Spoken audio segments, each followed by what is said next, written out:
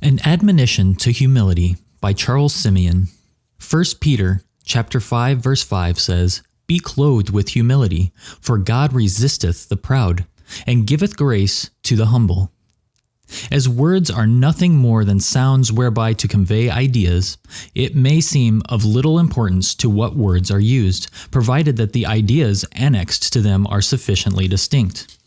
But I conceive that the adopting of a word which was in use among the unenlightened heathen, and continuing to use it as they did, when from the superior light of Christianity, we know that all the sentiments and feelings originally annexed to it were bad, has a direct tendency to counteract the gospel and to perpetuate the darkness of heathenism in the land.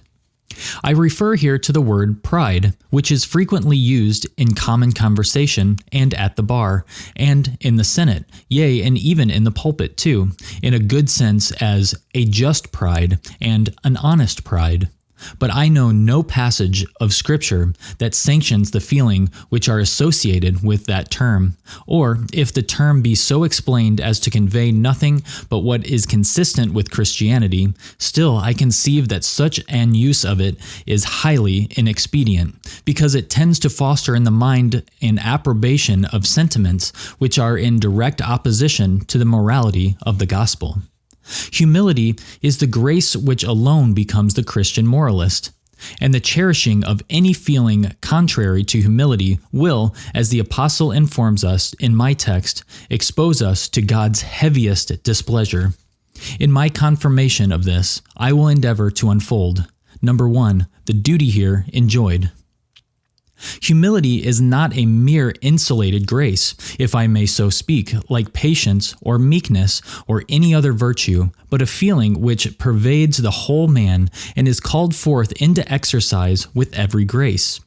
Humility is that to the Christian which holiness is to the deity. Holiness is not a distinct attribute to the deity, like justice or mercy or power, but a perfection that is blended with all the other attributes, and is the crown and glory of them all. So humility is the warp in the Christian's loom, and all other graces, whether of a lively or somber hue, are the woof by which the piece is diversified, but from beginning to end, humility pervades it all. On this account, I must speak of humility in a large and extended view and notice it in all its actings, whether towards God or man. But there is another reason why this grace must be thus extensively considered, namely, that the apostle himself here speaks of it in this comprehensive view.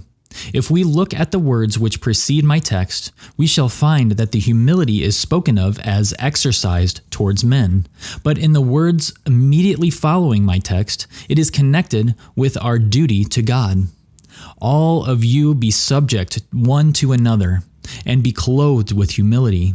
For God resisteth the proud, and giveth grace unto the humble. Humble yourselves, therefore, under the mighty hand of God, that he may exalt you in due time. Let us then notice this grace, number 1, as exercised towards God. Here it must begin.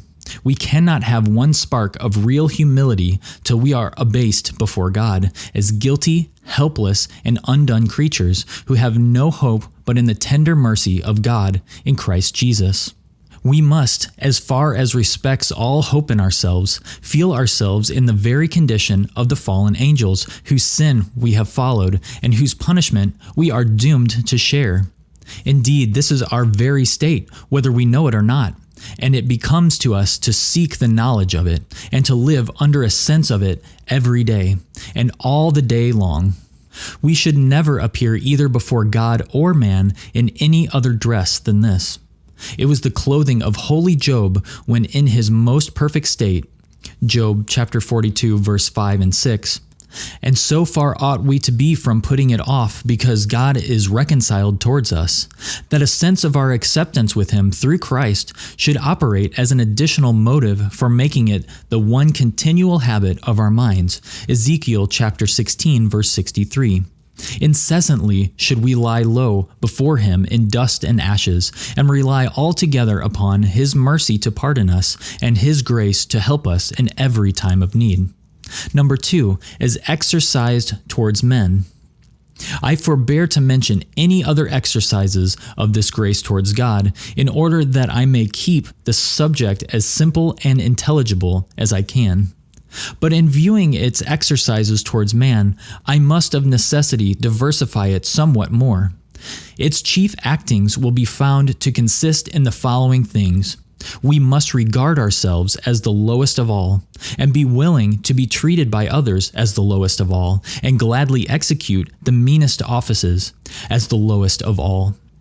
We must regard ourselves as the lowest of all, esteeming others better than ourselves, Philippians chapter 2, verse 3, and preferring them in honor before ourselves, Romans chapter 12, verse 10, and being ready in all places and on all occasions to take the lowest place, Luke chapter 14, verse 10. It is not indeed necessary that we should accuse ourselves of sin which we have not committed, or deny the superiority of virtue to vice, but we should have such a sense of the peculiar advantages we have enjoyed, and the infinite obligations we lie under, and the consequent aggravations that have attended the many evils which we have committed, that we should account ourselves less than the least of all saints, Ephesians chapter 3, verse 8. Yea, the very chief of sinners, 1 Timothy chapter 1, verse 15. Nor must we be offended if we be treated by others as deserving of this character. It is only from pride and a conceit of something good in us that we are induced to lay to heart the contempt and ignominy that are cast upon us. If we are sincere in abhorring ourselves, it will be a small matter to us that we are abhorred by others. David deserved not the reproaches of his wife Michal, but when he heard them, instead of being moved with indignation against her, he meekly replied, I will be yet more vile than thus, and will be base in my own sight. 2 Samuel chapter 6, verse 22. It was but a small matter to the holy apostles that they were considered as the filth of the world, and the offscourging of all things. 1 Corinthians chapter 4, verse 13. They knew that they deserved nothing but wrath and indignation at the hands of God, and having obtained mercy to the Lord, they cared not what treatment they met with at the hands of men. To be rendered conformable to our divine Master in the bitterest reproaches, or the most ignominious death, will, if we be truly humble, be a matter rather of joy and gratitude than of mourning and complaint. At the same time, we must be willing to take on ourselves the lowest offices. To become the servant of all, Mark chapter 10, verse 44, must be our highest ambition. Even the Lord of glory himself, in the days of his flesh, came not to be ministered unto, but to minister. And this he did, even to the washing of his disciples' feet, John chapter 13, verse 13 and 14. Yea, though he was in the form of God, and thought it not robbery to be equal with God, yet he took upon him the form of a servant, and became obedient unto death, even the death of the cross. This is the mind that should be in us, Philippians chapter 2, verse 5 through 8. And this is the example which, as far as circumstances will admit of it, we should follow. Here is the perfection of humility, and this is the grace which every one of us should be putting on from day to day. Nothing can more strongly mark the importance of this duty than, point 2, the considerations with which it is enforced. The declaration that God resisteth the proud and giveth grace to the humble is cited from the book of Proverbs, and that it deserves especial attention is evident from this, that St. James, as well as St. Peter, adduces it for the warning and instruction of the church. See James chapter 4, verse 6. Number 1, God resisteth the proud. He does so. He abhors the very persons of the proud. They are an abomination to him. Proverbs chapter 6, verse 16 and 17.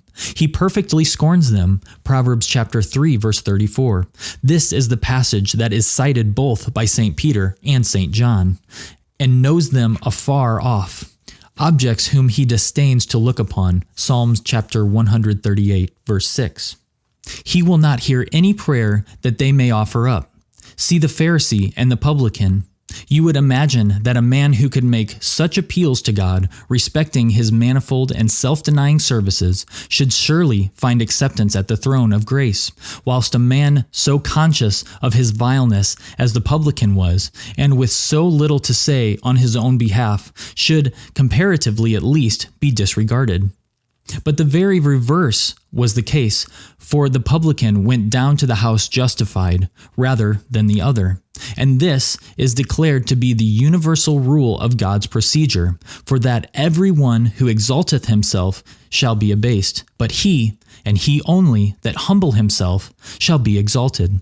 Luke chapter 18, verse 14. Nor will God communicate to such persons any spiritual blessing.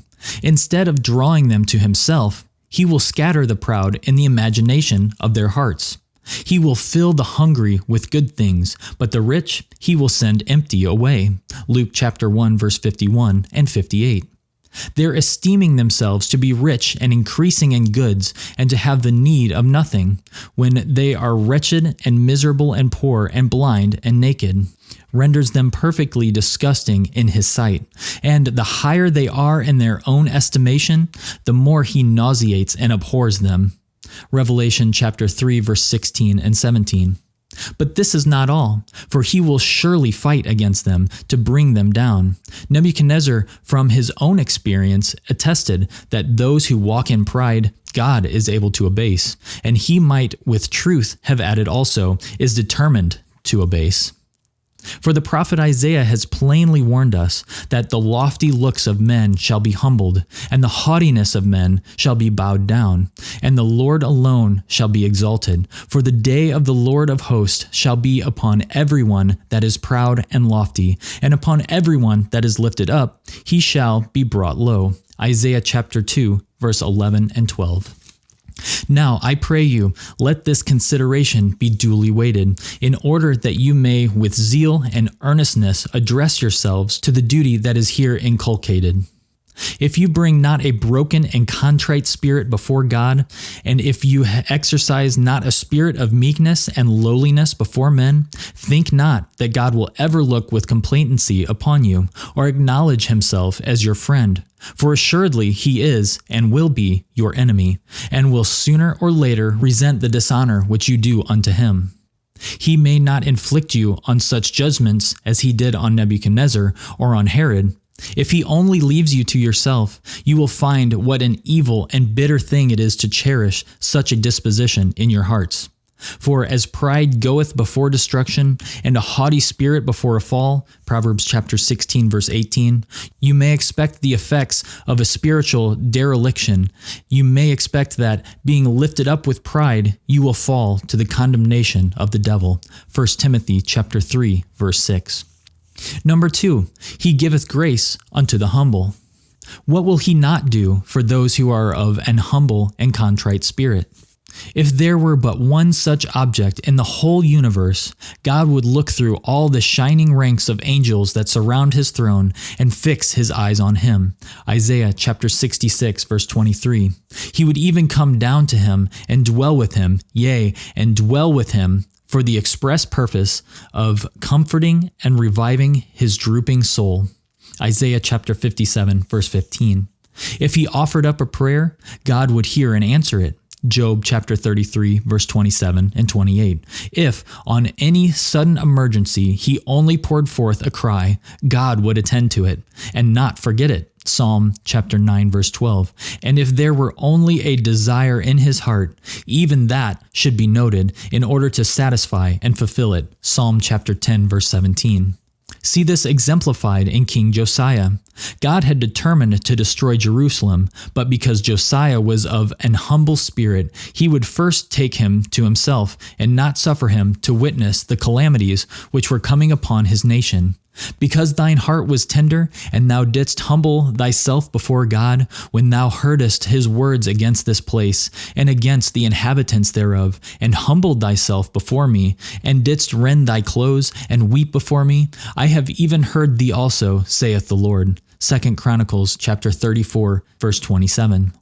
See it yet more strongly illustrated in the case of the most wicked man that perhaps ever existed upon the face of the earth, the man that made the very streets of Jerusalem run down with blood of innocents, and set up his idols in the very house of God. See it, I say, in the case of King Manasseh, of whom it is said, when he was in affliction, he besought the Lord his God, and humbled himself greatly before the God of his fathers, and prayed unto him. Behold, of this man it is said, God was entreated of him, and heard his supplication. 2 Chronicles chapter 33, verse 12 and 13. Say now, whether here be not encouragement enough to seek humility? Find an humble person to whom God ever refused anything. You cannot. A humble person may be cast down for a time, but he shall soon be lifted up, for God will save the humble person. Job chapter 22, verse 29. What shall I then add to these considerations? You need no other inducement to work either upon your hopes or fears. To have God your enemy, determined to resist you, would be the greatest evil that could befall you. But to have him, your friend, pledged to supply you with the blessings of grace and glory would be the summit of human bliss. Commending then this alternative to your devoutest meditations, I would say to all of you, in the animated language of the prophet, awake, awake, put on thy beautiful garments, O Jerusalem, the holy city. Isaiah chapter 52, verse 1. There is nothing so becoming to one of God's elect as humbleness of mind. Colossians chapter 3, verse 12. Nor any ornament he can wear so pleasing to his God. 1 Peter chapter 3, verse 4. Come then, beloved, and clothe yourself with humility, and wear it so at all times, that you may be known by it, as a man is by his accustomed dress. So shall God be glorified in you, and all who behold you be compelled to acknowledge that God is with you of a truth. This concludes the reading of An Admonition to Humility by Charles Simeon. If you enjoyed this video, please hit the like button so that videos like these can spread to more people. Also consider subscribing to our channel so that you can easily find more readings of old Puritan sermons. Thank you so much for following along, and we'll catch you in the next video.